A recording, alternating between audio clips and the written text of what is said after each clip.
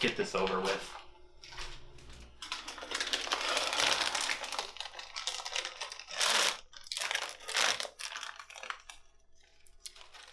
Hey everybody, it's Brandon.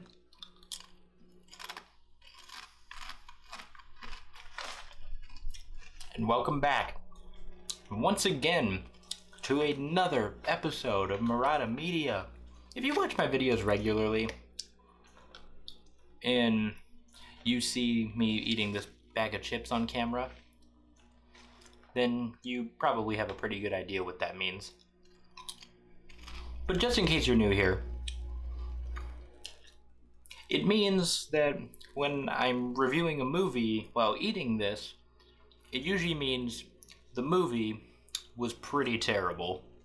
And the terrible movie that I'm reviewing today is the newest Ang Lee movie, Gemini Man. So Gemini Man is about a man named Henry Brogan, played by Will Smith, who is on the run from the government agency that he used to work for. So, in pursuit of him, that agency sends a clone of Henry, who is a younger version of himself. Now, I'll be honest, I didn't go into this movie wanting to hate it, because I hadn't heard good things, but if there's a movie I go into that is usually bad, or I hear it's bad, I go in hoping for the best. And I went in hoping for the best with this movie, which in this case probably would have meant that it was just mediocre, but it wasn't even that. Instead, this is easily one of the worst movies that I have seen all year.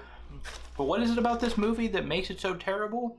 Well, namely, everything is done either horribly or just half-assed. Starting with the cinematography. Gemini Man has some of the most bland and uninspired looking cinematography I think I have seen all year. There are certain shots that look like they were just set up on a tripod in a very arbitrary location, and the cinematographer was like, yes, this works. This is what we're going with. And something else this movie did in terms of cinematography was its frame rate. This movie was shot in 120 frames per second. Typically movies are shot in 24 frames per second. And I'm not particularly sure why this choice was made, because it didn't really add anything to the visuals and it just looked amateurish in parts. And the camera work here is done an even bigger disservice by its lighting. There are certain scenes that take place at night where the lighting is so terrible that you literally cannot tell what is happening. Specifically, there's one scene that takes place in a shack where Mary Elizabeth Winstead's character is fighting this unnamed henchman who's after her and Will Smith. And the henchman pins her down and says, "You could tell me where he is, or you could tell me in 5 minutes without all your teeth." And then a few seconds after that, she pins him and delivers the exact same line to him. And after this happens, Will Smith's character enters the room and she gets up and walks out and she hands him the guy's teeth. But if you weren't paying attention to the previous line, then you would have had no clue what she handed to him, because you cannot see it at all. But easily, without a doubt, this movie's biggest issue is its script. It's full of some of the absolute worst dialogue I've heard all year. Everybody hates cilantro. And so we're stopping off in Hungary. What do you hope to find there? Hungarians. And I'm not kidding you, there is one scene where they make a reference to the Fresh Prince of Bel-Air. Will Smith is talking to his clone and the clone is like, "So you're from Philadelphia, right? Born and raised?" And I mean, yeah, of course. Why wouldn't he be from West Philadelphia, born and raised? On the playground is where he spent most of his days.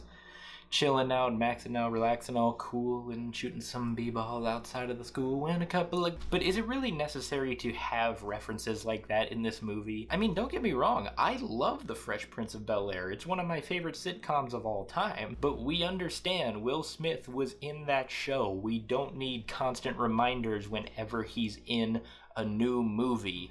But I don't know why, something tells me that this movie is about someone who was cloned from Will Smith's character. I really don't know. It's just a hunch I have, because it's not like they tell you every 5 minutes. I think I know why he's as good as you. He is you. 25 years ago, they made you from me.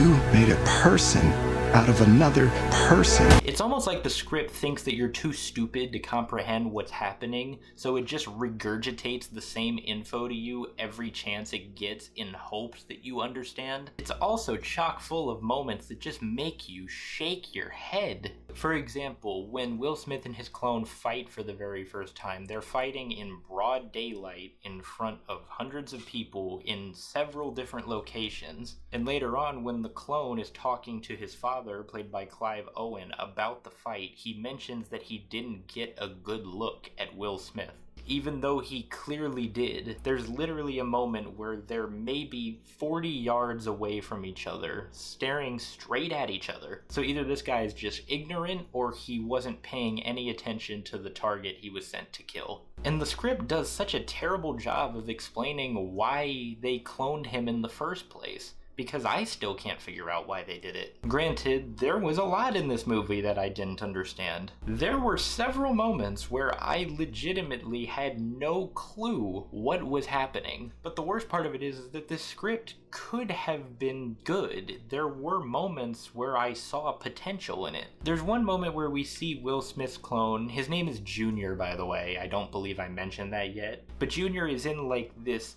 simulated town that they built on this military base, which is the aforementioned agency Gemini. And I thought it would have been interesting if we explored Junior's life more in Gemini and all of the things that he went through, because he was trained to be this hardened assassin from when he was a kid. I would have liked if they explored the psychological impact that had on him as he was growing up. Another aspect I think that they should have delved deeper into was the contrast between Will Smith and Junior, because both of them had such drastically different upbringings. One was kind of on his own, and the other one had a family and was sheltered. So both of them could have made the other see the flaws in themselves. But it does none of that, because I felt absolutely no connection to any of these characters or this story. The script here just felt abandoned, and a big reason for that is because it pretty much was. This script was in limbo for years with multiple directors and actors' names tied to it, and you could tell that the studio who was pushing it just got so tired of trying that they eventually just settled for whatever they could get. If there was anything good that I can say about Gemini Man, some of the action sequences weren't terrible. There's this one sequence where Junior is chasing Will Smith on a bike through this city, and it has some pretty cool moments in it, but it gets pretty ridiculous toward the end of it because he keeps trying to kill him with the bike. Like, he never gets off the bike itself. He just keeps using the bike when they're at a pretty close range. It's almost as if he's boxing with him. The CGI on Junior looked decent in some parts, mostly in scenes that took place at night, because there's this one scene at the end that takes place during the day, and the CGI just looks awful. And the acting is fine. Everyone here does a passable job and they're doing okay with what they're given. But that's really the extent of any good thing I had to say about Gemini Man. It really is sad to see so many talented people involved in this dud of a project. Ang Lee, the director, has directed some pretty great movies in his time. And Will Smith,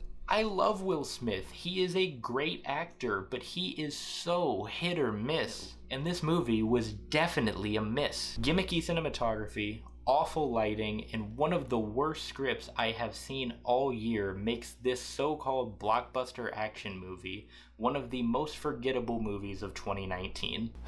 And overall, I'd give Gemini Man 3 out of 10. What a shame.